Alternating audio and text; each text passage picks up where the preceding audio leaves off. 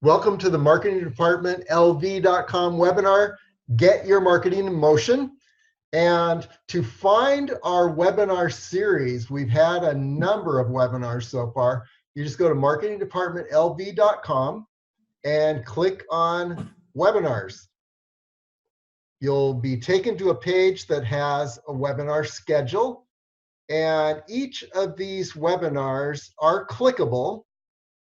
Let's see, let's go ahead to Shamaro's webinar that was delivered a couple weeks ago, creating a positive, engaging team culture.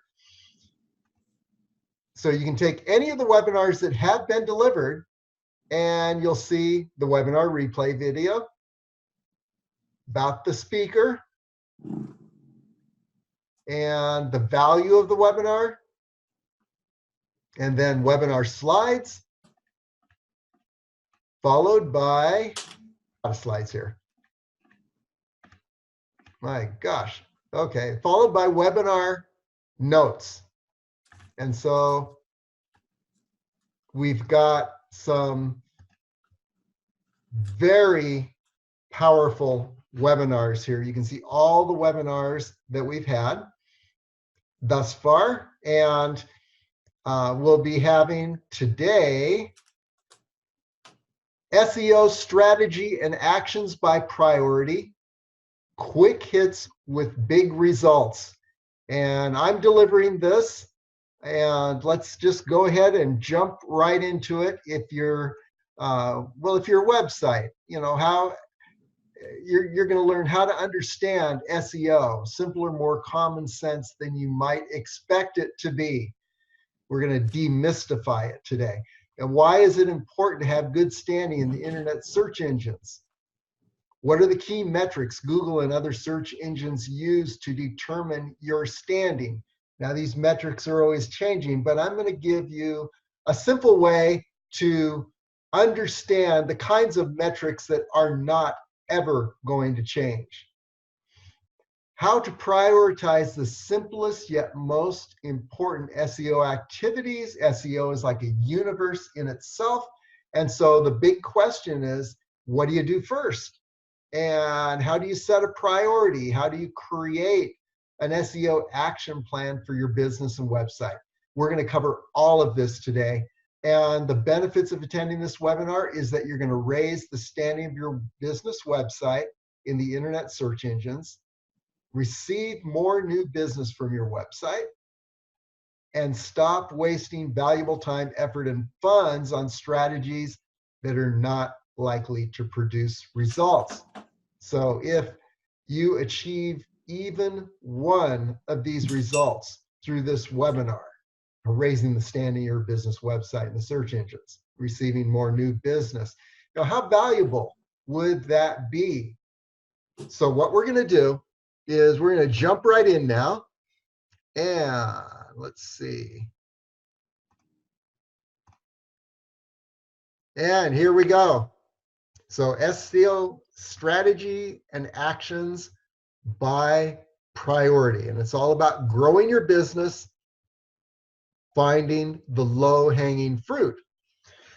The idea behind this whole webinar series is that we want to give you some simple actions in each of the areas that we focus on in our webinar presentations. Some simple marketing actions just to get you moving.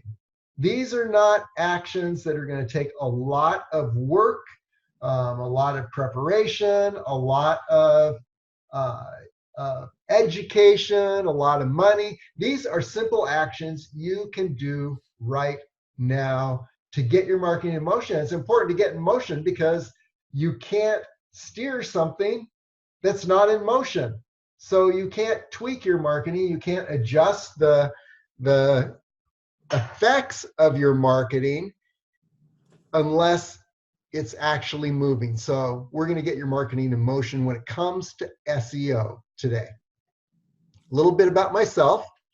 I'm president and founder of the marketing department, lv.com, and networklasvegas.com.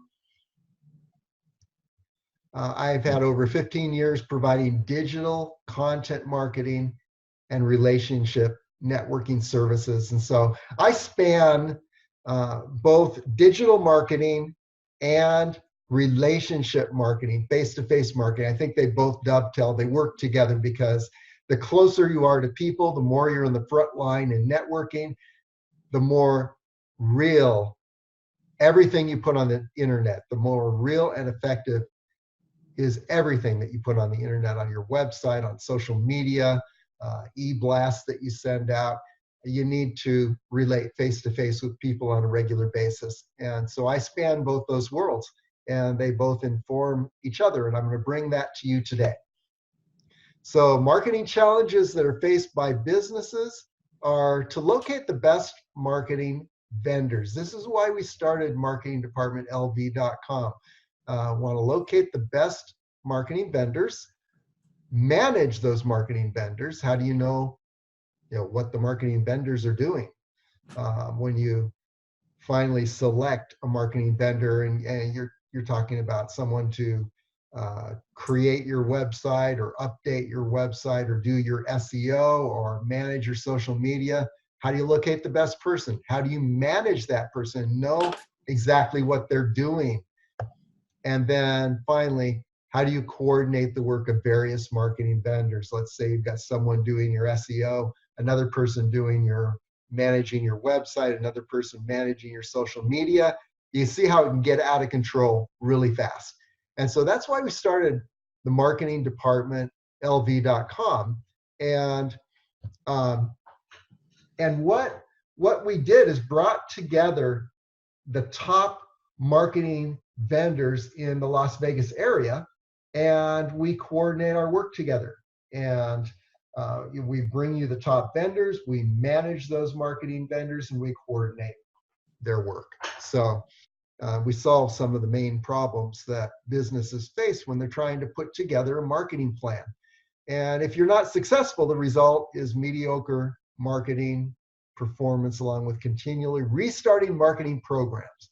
I'm going to do a new website, a new social media approach, forever and ever and ever. And there are a lot of businesses, maybe you've been in that, where you yourself have experienced starting things over and over. It seems like you're always starting from ground zero. Well, we're here to help you to do your marketing and move steadily ahead.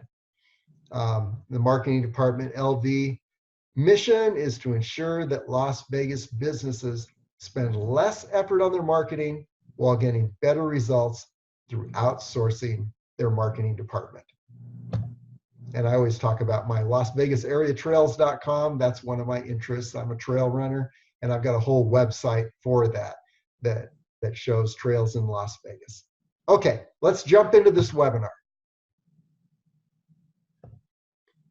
So what we're going to cover, here's a thumbnail sketch. What is SEO? How does SEO work?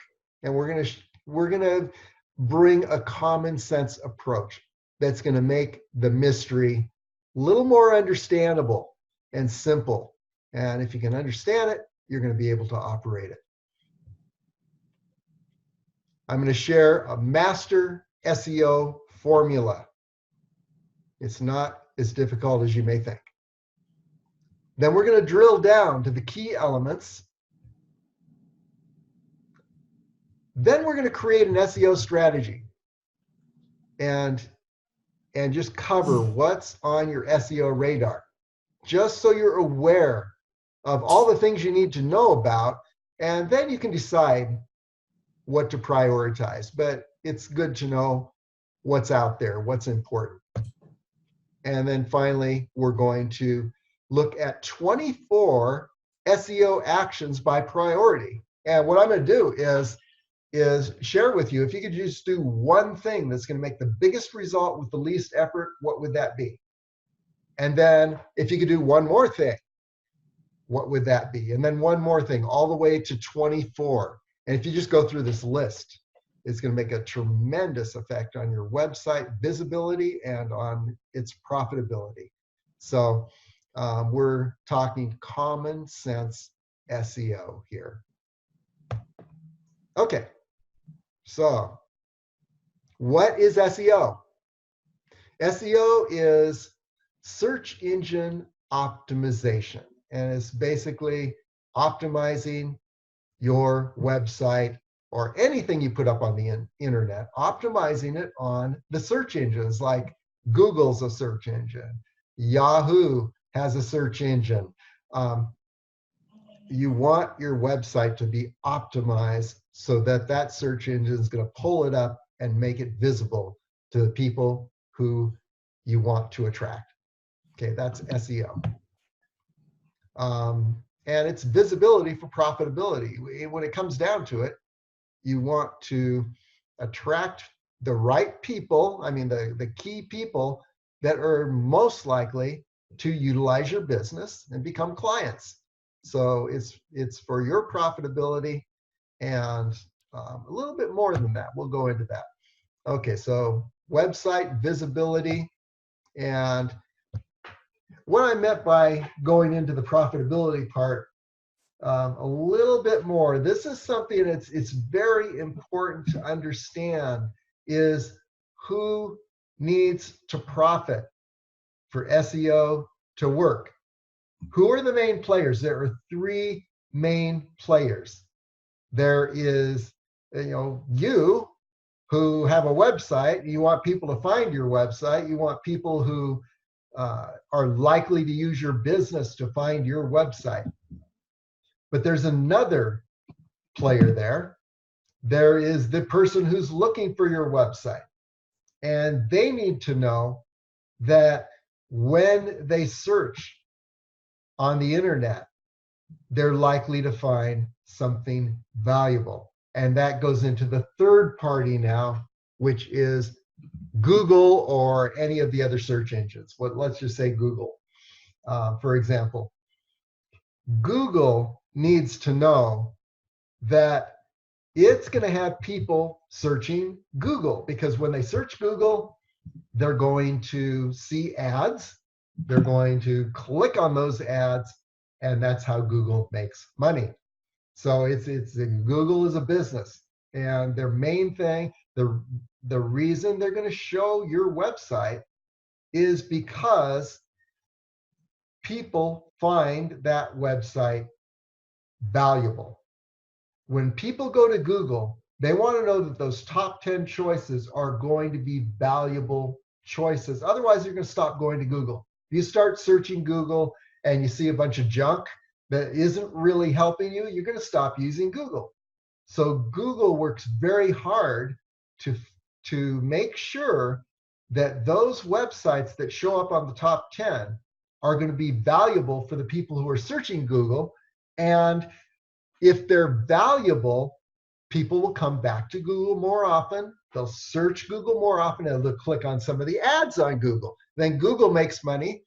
The person who's searching Google is happy because they're finding valuable stuff, and you're happy because people are finding your business. So all three parties must profit. And it's important to be aware that it's not all about you and your website.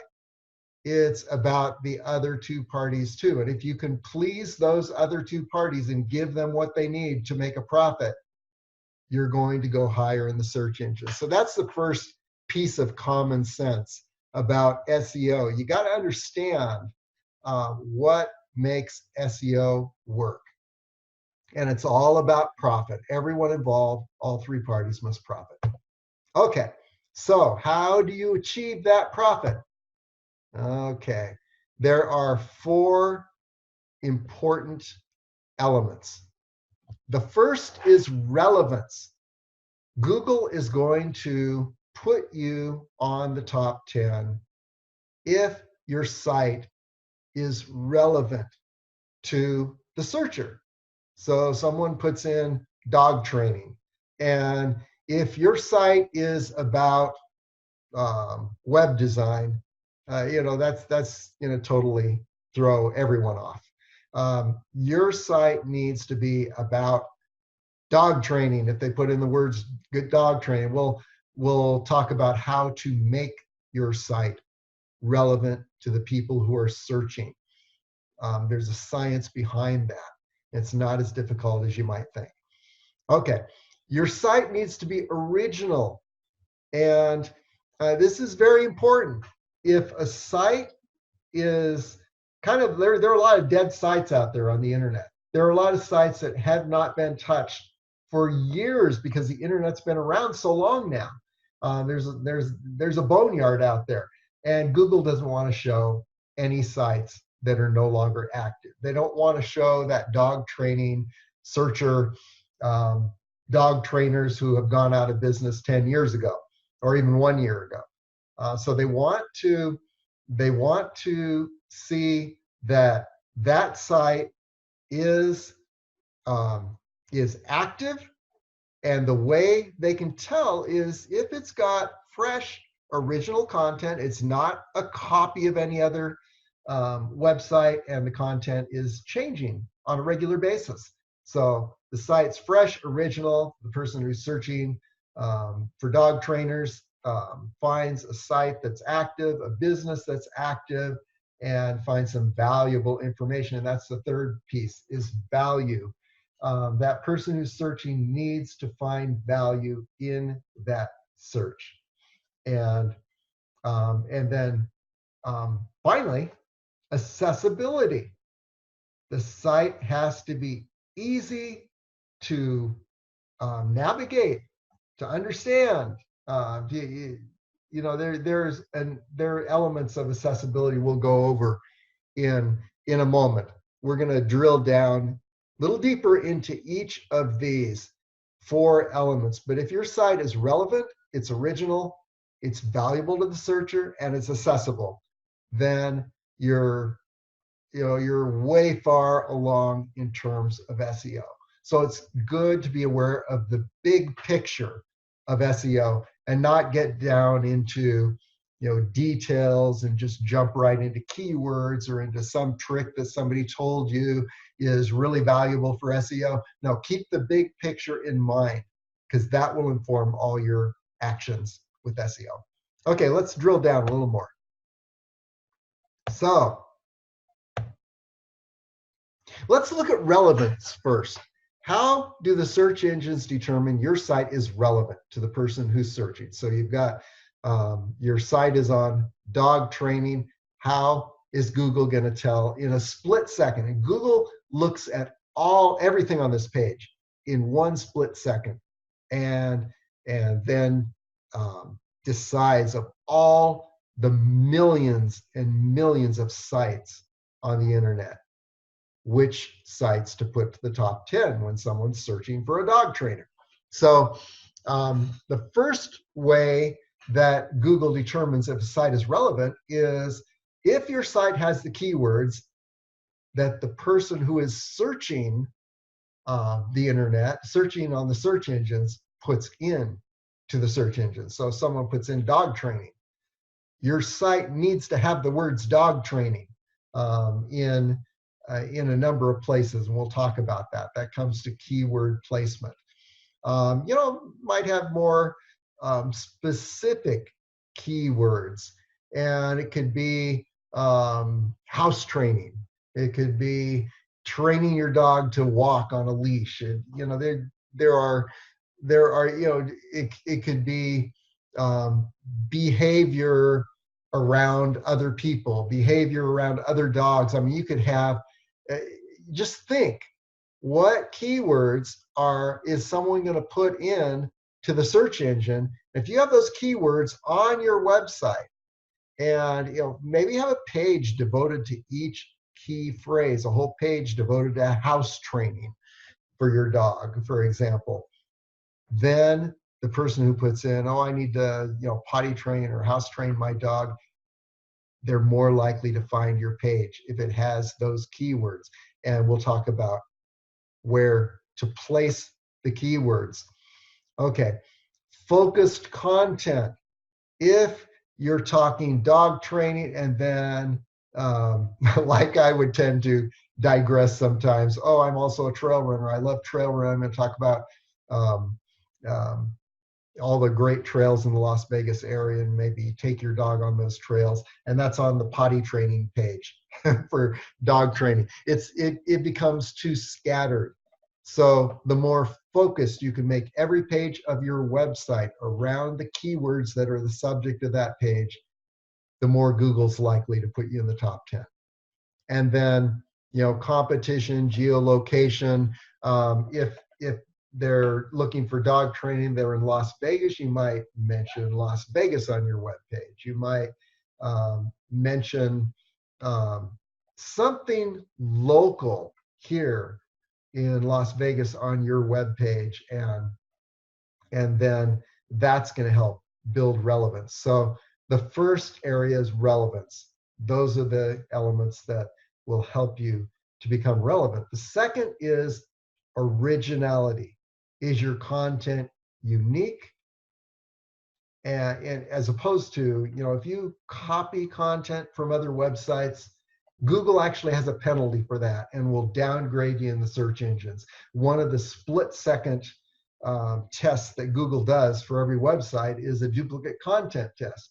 If it sees as much as a phrase of 5-10 words that are exact copy of someplace else on the internet, what's going to happen is that Google's going to ask, okay, whose page was up there first?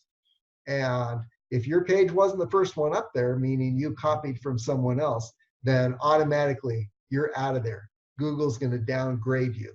You'll never be on page one. So your content needs to be unique.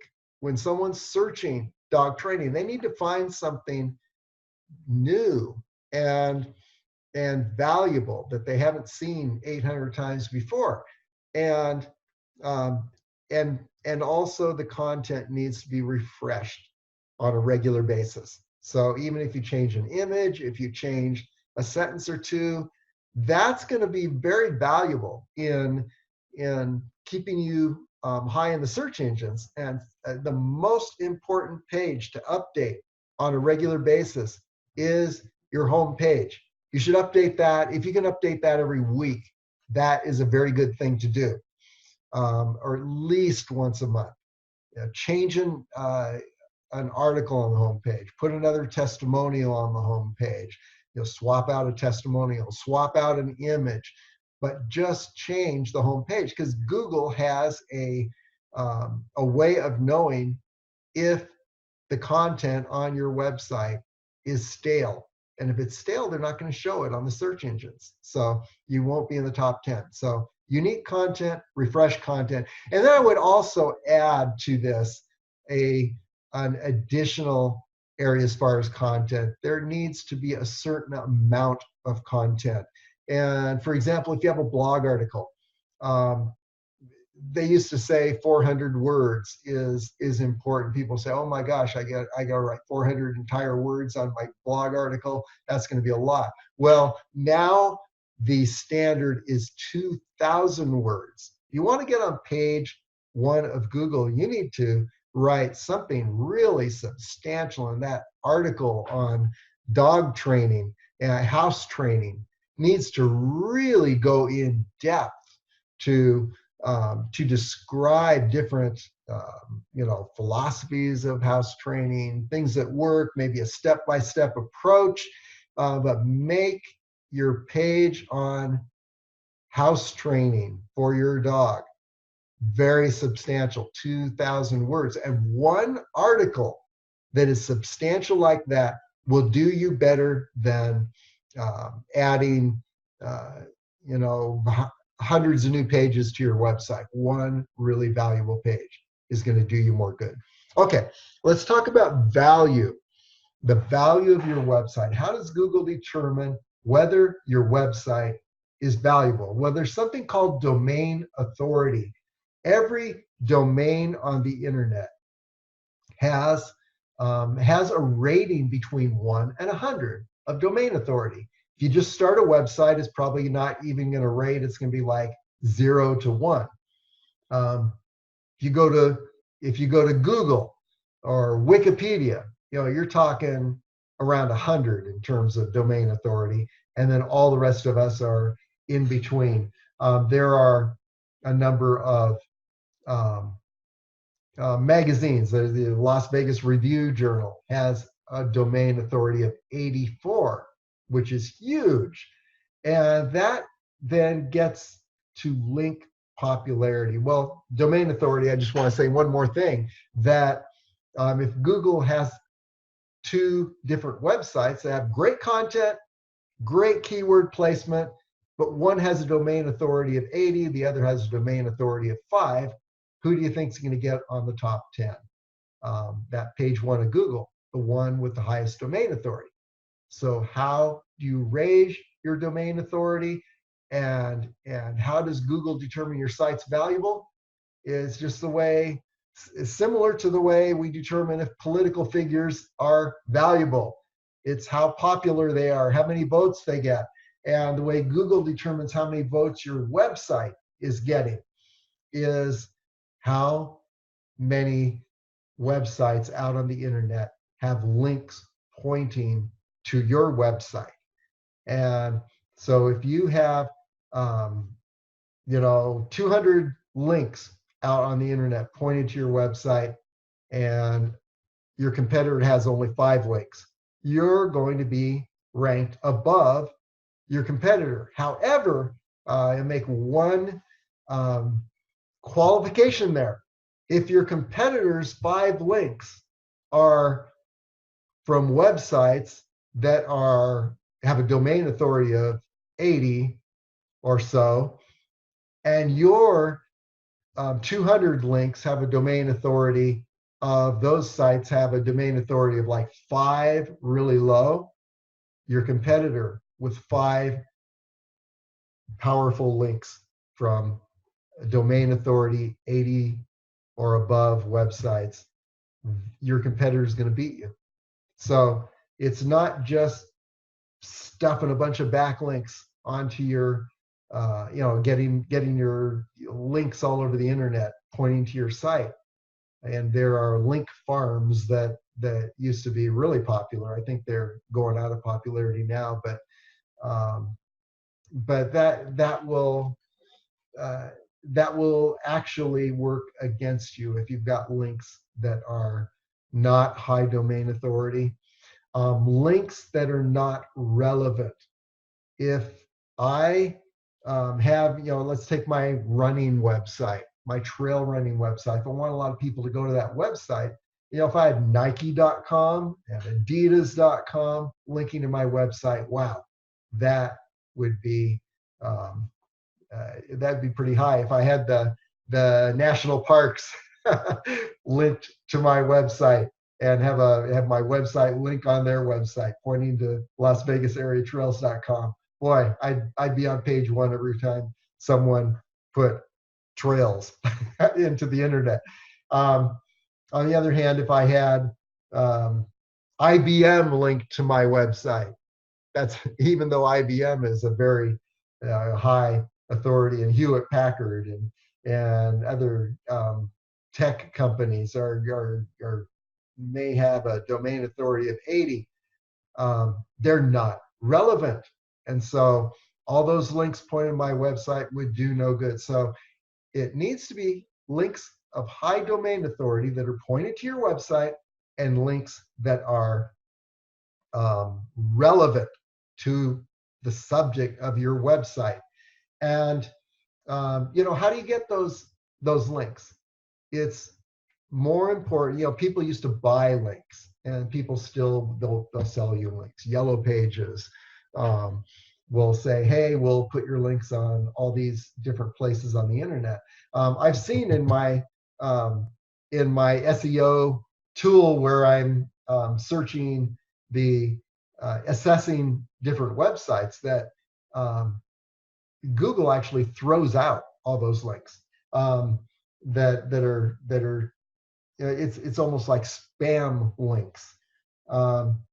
So anyway, one article placed on Las Vegas Review Journal, for example, or if it's my running website, if I have an article that's published by the national parks and then a link back to my website, wow, that is powerful. And that's how you get backlinks. You write valuable articles and you give them to people who will place them on their high domain authority websites that are relevant to your website. Okay, traffic and dwell time. are two other elements that Google measures. By traffic, it's how many people are actually clicking on your website, how many people are going to your website. Dwell time is how long they stay there. And so it's very important to find ways to increase traffic. And what I say for a lot of businesses is, if you have things that your clients need to do, like fill out forms, don't send them the forms in an email. Have them go to your website and get the form. Have a membership area on your website. If you're a doctor, have a membership area where your patients can go in and read their HIPAA protected health records on your website, or they have to click through your website to some HIPAA protected website to read those records. Make click-throughs so that everyone that is related to your business has to go to your website to see things. And then dwell time is also influenced dramatically by videos. And so if you've got a video on your website and that video is 1 minute long, that's going to cause people to stay on that page for a minute, where they might otherwise be on your page for 3 seconds. And that comes into bounce rate, where Google is looking how long, how quick do people leave your website. If they just go to your website and then go somewhere else, that's called a bounce. And a bounce means that Google showed them a website that wasn't very helpful. On the other hand, if Google shows the person who's searching Google a website that's helpful, the way Google determines that is they stay on your site. They're reading stuff because you've got long, interesting, helpful articles, or you've got videos. So you want to keep your bounce rate down. Conversion rate is very important. And by conversion, that means somebody clicked a link, they took an action on your website, and so the search engines will say this website's valuable because people are not only going to pages, they're clicking on stuff, they're doing stuff. And then also value is determined by reputation. What is your reputation on the internet? Do you have a 5-star reputation? Do you have a 1-star reputation? Are there people who are trashing your business? You want to take care of that so you have a good reputation.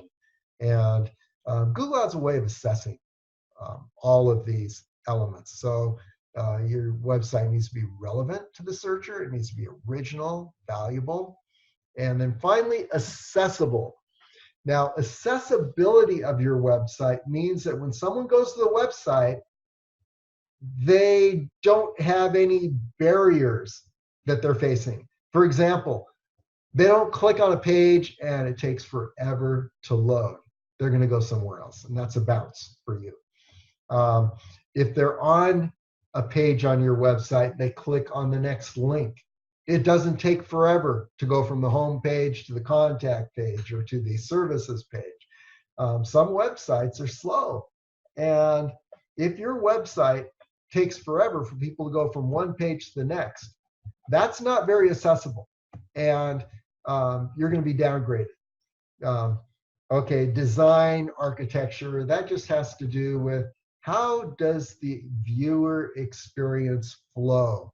We were used to doing brochures at one time, and that's how businesses communicated, mainly by brochure. And a brochure was you read from the start to the end. You don't leaf through and go bounce around from here to there. A website is more of a viewer experience, and viewers should be able to find what they need in just 3 clicks or less. If that viewer finds what they need and there's not a lot of junk in the way, then your website has a good design, architecture, organization. Another thing about design and architecture is, does it have a clean look? Is it easy to see the content on the page and to understand what each page is about? So design, architecture, organization, how is it organized, functionality, how does it work? Um, is, are your links all working? Are there dead links? Uh, do your forms work? If you have a form that people fill out on your website, how easy is it for them to fill the form out? Are there any barriers to that? So functionality is important. Domain age is important. How long has your domain been out there? If you just launch a website today, it's not going to get on the top 10 of Google. The only way you're going to make it immediately visible is you're going to need to pay for that visibility through paid SEO. Um, Everything I've been talking about is organic SEO, natural SEO. And that's a whole nother issue, difference between paid and organic SEO. But the point is, yes, you can pay to get your website up there immediately on the top 10. But if you want to have an organic visible website, your website needs to have been around for some time. And I'd say, a few years at least. And then look in the other direction too. It's just not how long you've been around, but how long your website is registered into the future. If you're a business that you just go ahead and you go to your domain registrar and you say, okay, I'm going to register and have it renewed, my registration renewed every year. Well, that sounds fair because you're renewing your registration every year and it's not going to, it's on auto renewal. But that's a horrible way to go about things. It's going to get you in trouble because there's only one day a year that your website is registered for at least a year. As the year goes on, it's registered only for 11, 10, 9, 8 months until it automatically renews. Google is going to look at that and say, oh, this website is not registered out into the future. Therefore, we don't trust that it's going to be around in another year. So you want to register your website out for at least 3 years into the future. And believe me, it'll make a tremendous result on your standing on the search engines. So relevance, originality, value, accessibility. Very common sense. And once again, Google's in the business to make money. And the only way they make money is if everyone who goes to Google finds what they need, they find something valuable, then they're going to keep going to Google. And guess what? They're going to click on some of Google's ads. Google's going to make money. And that's how things work. And then you're going to have more people come to your website and you'll get more clients from your website. You'll benefit. So it's a win-win-win. Okay, now I don't mean to totally blow your mind here. I am not going to go over all of this, but I just thought this was really cool. I found this SEO periodic table of SEO success factors, and just want you to take a look at a couple of these factors. First of all, here in the center are just a number of factors that you might want to, if you really want to drill down. The positive factors that are going to help you are in the darker blue and green. As the blue and green get lighter, those factors will help you some, and you can see the plus factor, there's a little plus in the corner, is those things are going to help you a little. If you're in the red, you will actually, these things will detract from your visibility. And so you can see there are on-page factors, which are, is everything on your website. It's how your website is designed, the keywords, the organization. And there are off-page factors. Those are everything elsewhere in the internet, which means traffic, links, all of that. So you want to balance between off-page and on-page factors, and focus on the things that are going to be more valuable for the work you put into them. So that's a cool little chart. Okay, now we're going to go to 24 SEO actions by priority. These are quick hits.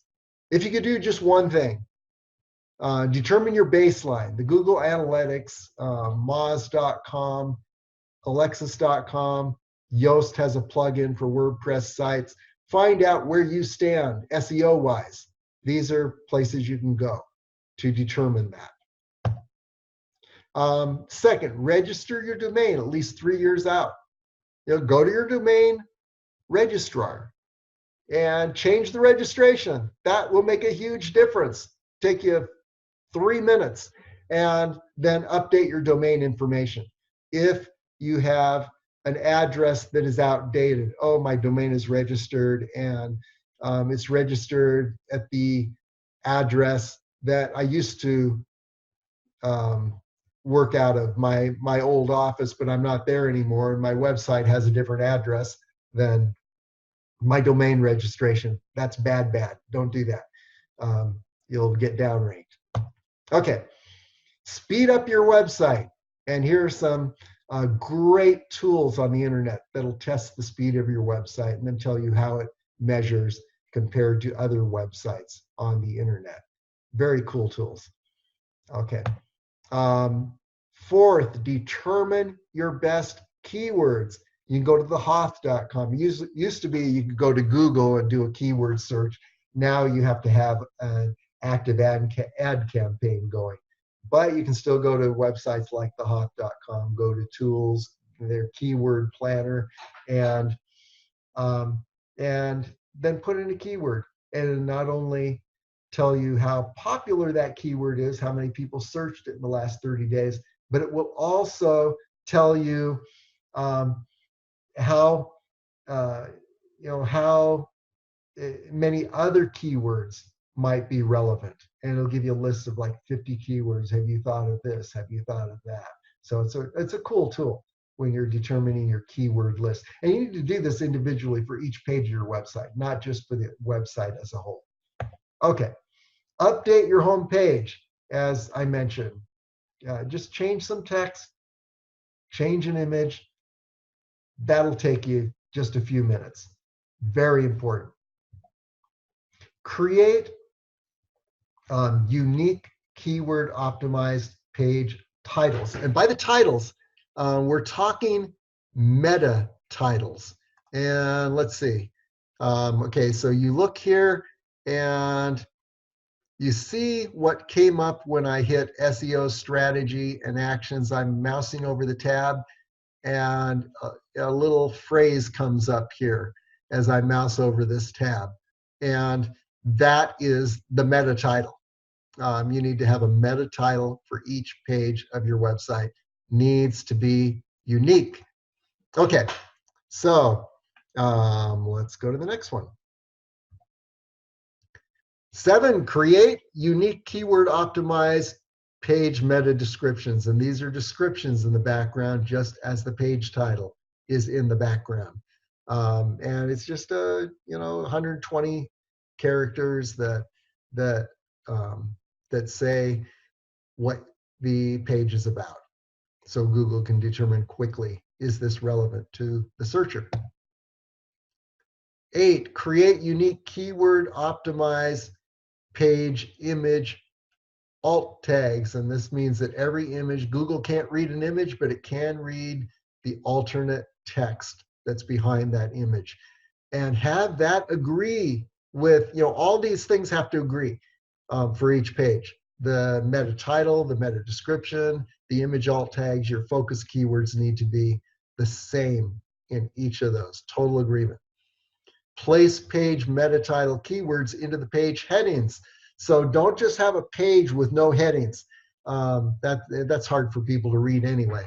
Have headings and then have content under the headings, but have the meta keywords in those headings. So there needs to be agreement throughout the page. Place the meta title keywords into 4% of your page content. So, Google needs to know that you're not trying to, bait and switch the person who's viewing your website. Oh, I'm going to talk about something that I know there are a whole lot of people searching. I'm going to put those in my meta tags, and then I'm going to, and my page title, and then I'm going to talk about something else that I really want to talk about. That'll get you thrown out real quick. So you need 100% agreement on all the elements of your page with those focus keywords. Okay, create a YouTube channel. Place an icon link on your site.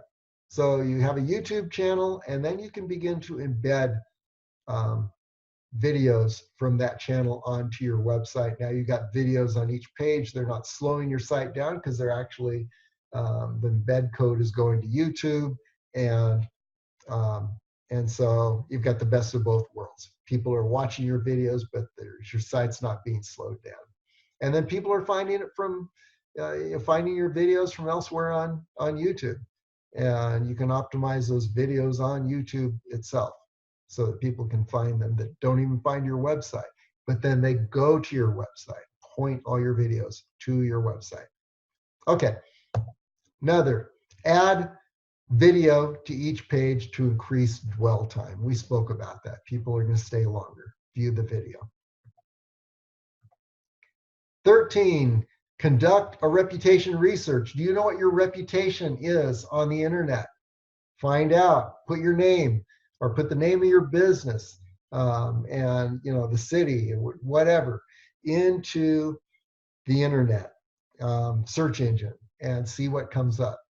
And make sure that your reputation is stellar, because that's what other people are going to do. If they see negative stuff, they're going to run the other direction. Create a list of potential client and associate testimonials. Okay, so think of your clients, who could give you a good testimonial, make a list, and then seek those testimonials. And if it's another business, offer an exchange to give them a testimonial. Make it a win-win for both of you. Now you can take those testimonials and you can update, if you've got, you're being trashed on Google review, or you're being trashed on Facebook, well, put some of those positive testimonials, or have others who made those testimonials post them for you, and you post yours for them, and then it'll push the bad testimonials down. It's really difficult to get someone to remove a bad testimonial. The way you get rid of that is you just get a whole lot of good testimonials, and it keeps pushing the bad ones down. So, okay, another thing you can do is repair your reputation, which is what I just explained, how to do that. And place client, associate, business associate testimonials on the relevant pages of your website. People used to have a page on their website, and some people still do, that is like, here's the testimonials page. Now, the chances that someone's going to go to the testimonial page, maybe they'll look at a few of the testimonials, maybe not. But if you have on your services, for example, you do web design, and you have a testimonial on that web design page from 2 or 3 people that are really just thrilled with the web design you've done. Those testimonials are sitting right there on that service page on web design. That is going to help you. So scatter the testimonials on the relevant pages of your website. 17, create a content generation plan. As I said, it's really valuable to have blog articles of 2,000 words or more per article. So plan out ahead. What are some themes? If you could write a book, what would the chapters of that book be? Each of those are themes. and then write a blog article for each of those themes over the space of the next 6 months. Begin creating regular, fresh, new content. So begin writing those articles along those themes. Okay, we're on the home stretch. 19, organize your client and contact list. If your contact list is in some Excel sheet on your server, it's doing you no good. If your contact list is in a file system, that's even worse. So get all your contacts and your clients together on a list. Segment that list according to interests, and so organize your contact list. Then subscribe to an email marketing tool. Import your contacts and create an email marketing template. So you import those contacts in their various segments. These are clients, these are contacts, these are people that have various dog training site. Well, maybe they've got German Shepherds, or these are people with Pekingese or whatever. You can organize in a lot of different ways. Men, women, people interested in one product or another product. So segment your list. That'll create a greater readability. Okay, then place a contact generation form on your website so that people can sign up to your email list. Optimize 3 key social media profiles and place those icons on your website: Facebook, LinkedIn, Twitter, maybe, especially if you're a politician. Okay, and then 23, begin unified content generation and posting. So take those themes that you created earlier, create a video on the theme. Now you got something on YouTube. Put a blog article, add that, add the video embed to that blog article, the same way that I have on the marketing department lv.com website, where you see the replay link is actually a video that's the replay video for the webinar. It's posted on YouTube, and then the embed link is on the blog page, and then I've got images and text on that page also. E-blast a teaser to that page, and then send out social media posts. Point everything to your website. It's all a funnel. The whole internet is a funnel that needs to drive people to your website. And then finally, create a backlinks hit list. What are the relevant businesses that you know of, where you could write an article, have it posted on their website, and it'd create value for their website, and it has a link back to your website. Win-win. And then begin generating those backlinks. So those are the 24 SEO actions by priority. You may have different priority, but it helps to have some kind of plan. Okay, questions?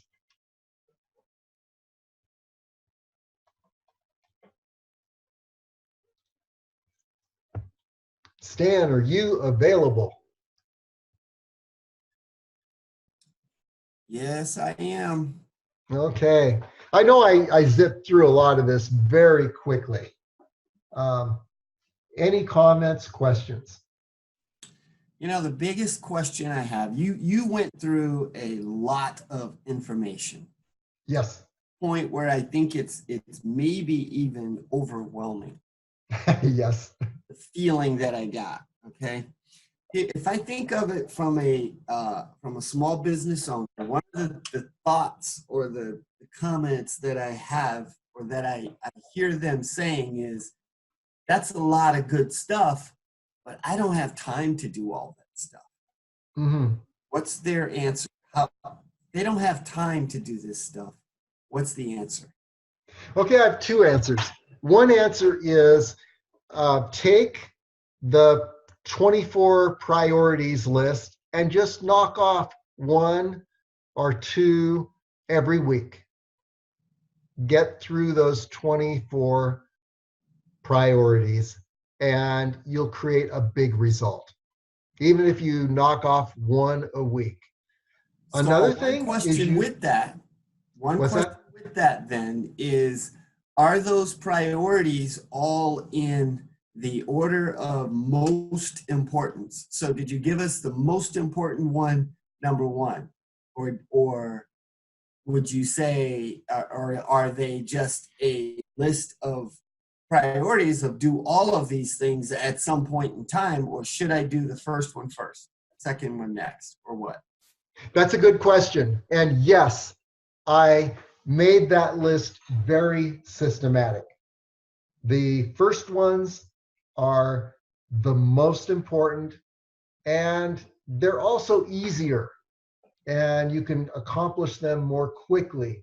As you go down the list, they may get a little more involved, but you want to get the first ones out of the way. They'll give you the biggest results. So yes, if you take that list and go 1, 2, 3, and on down the list, you will, it's a strategy, and it makes sense. And you're doing SEO by priority.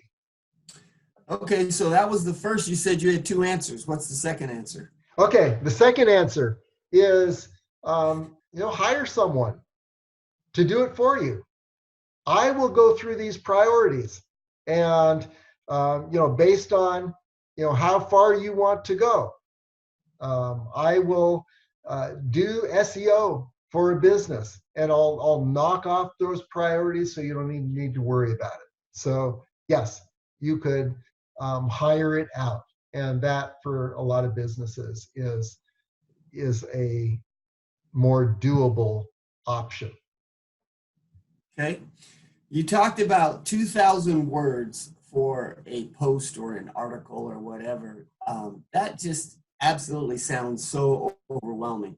It used to be that 300 words or whatever, or 350 or something like that seemed to be an ideal post size, or, like Right. just 100 or something, right? And so now you're saying that you get more bang for the buck if you've got 2,000 words. I guess, is it 2,000 or more? Is it up to, closer to the 2,000 mark? Is that kind of the sweet spot? I mean, just talk about that just a little bit more. Okay. 2,000 is a good mark to hit. And actually, you want to be there. You can even go beyond, but you want to be around 2,000. Now, here's a quick way to get to that 2,000. I want you to notice that in this webinar, I have said many more than 2,000 words. And I could actually hit transcribe on that video, and then I'd have to clean up the transcription, of course, but I could turn that into a blog article. So maybe you're not a writer, but you can speak, and just get another person to share this opportunity, and you listen to them, they listen to you, and you have a discussion, and then transcribe the video, and you've got your 2,000 words. I bet there are 5,000 words in what I have shared today, and it took less than an hour. So that would be the quick method I would use to, you have expertise in your business. Every business owner has expertise, and they can talk about what they know. They talk with clients on a daily basis, and they have information that's really valuable. Well, turn it into a video. Get a Zoom account, and Zoom is a webinar and meeting sharing tool where you can have that conversation with someone else, and you can record the conversation, and then you can download it as a video, and you can edit the video, upload it onto YouTube, transcribe it, and then place that embed link on your blog article, and then put the transcription underneath that link, and boom, you have your 2,000 words. It took you probably an hour to or less to create that video, have that webinar. Probably took you 1 additional hour, 2 additional hours to get it all formatted. So you've invested about 3 hours into it. But guess what you have from that? You have a blog article that's going to be substantial and valuable, much more valuable than something that's shorter. You have content that you can e-blast to your contact list. Maybe 10 e-blasts. I could create 10 to 20 e-blasts from this one article, this one webinar. You can create 10 to 20 social media posts. And you've got all of that for 3 hours worth of work.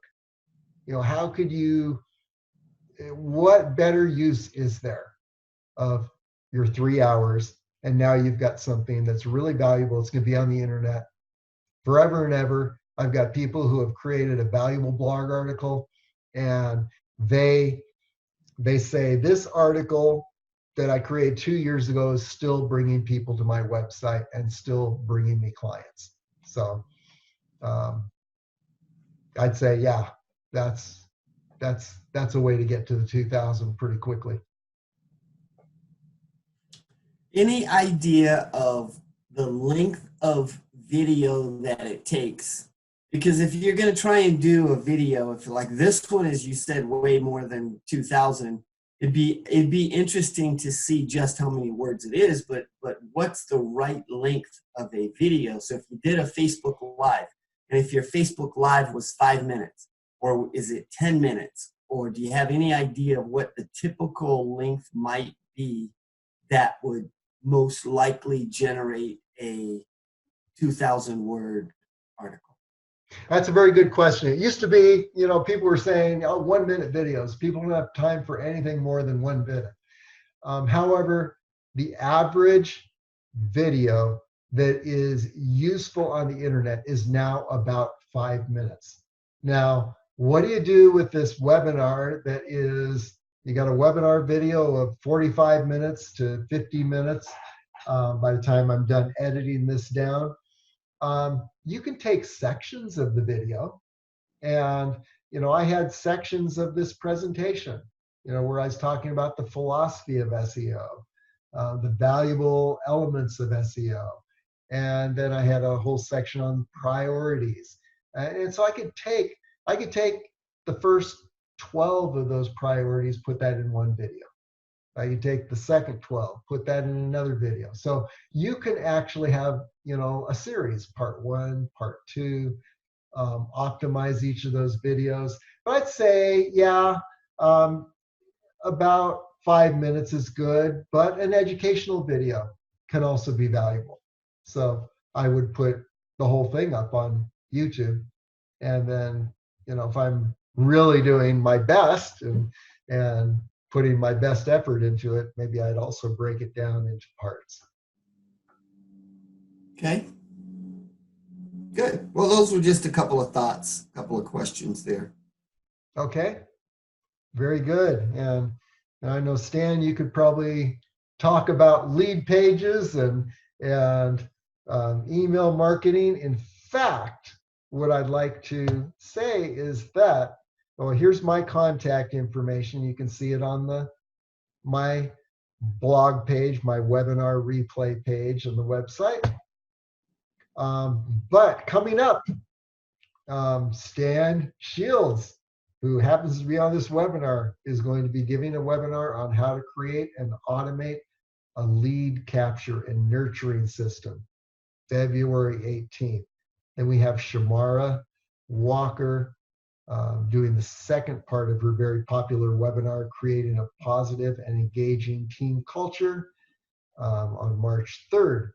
Stan, do you want to give a thumbnail of what you're going to share on February 18th? Yeah, what we will do is we'll actually look at what really needs to go into a lead capture system. You know, what kinds of information should we try and capture, but how do we capture that information, and how do we capture that information in real time? Because one of the biggest challenges for small business owners, especially at an event, is capturing the contact information in written form, meaning on a piece of paper where people handwrite their information. That creates two problems. One is readability. Quite often people will write their information and it's difficult to read their handwriting. And in many instances, you know, you just don't get the information accurately, or at least you're not reading it accurately, and therefore you lose that contact altogether. The second big problem is that quite often you've spent 2 or 3 days away from your work environment, and when you get back to your regular work environment, you're trying to catch up, and you tend to put off getting those leads into some kind of a system and actually following up with them and so forth. We had one lady at one of our events that was, my gosh, she got something like 100 and over 100 leads at this event. They were all on little small pieces of paper. And it was then very difficult for her to effectively follow up with that 100 leads because she was so busy day to day of you know, her normal business, so to speak, and she just, you know, did not carve out the time to actively follow up with all of those leads. And the longer you on those, the, you know, the more stale that they get. Yep. Really need to be followed up on within 24 hours is best, but the shorter the period of time, it's even better. So if imagine what happens if you create a system whereas as soon as that lead is captured, your system automatically starts to follow up with the person. So it could be instantaneous, or you can set it up to do it 4 hours later or the next day or whatever, just depending on your business and your process and how it works within your organization. So that's what we'll be talking about, is how do we create follow-up systems that can be automated and that will be immediate. Okay. And the benefit your viewers are going to experience having attended this webinar are? Well, they'll walk away with a clear idea, clear plan on what can they do to implement one of these systems. If they're a little bit techie, they can do it themselves. If they are not, they can hire me or someone else that can help them implement a system, but they will have a clear path as to what would a system like this look like and how can they do it and what tools can they use to do it. Excellent. And I imagine ultimately their business will grow because they're going to have an active sales pipeline that is going to capture leads and then convert them into clients. So, cool. Okay, and it's going to happen automatically. So they're not going to drop the ball. That's good. Okay, looking forward to that, Stan. Okay, well, this concludes our webinar once again. To review this webinar, I know there's a lot of content here. Go to marketingdepartmentlv.com, click on the webinars link, and then go SEO strategy and actions by priority. And then you can see all the slides. And then here's that priority list, 21 things to do. And it's all right there. And you can see when Stan's speaking. And then here are some webinar notes. So there you have it. And I wish you the best in your business growth and your visibility on the internet search engines.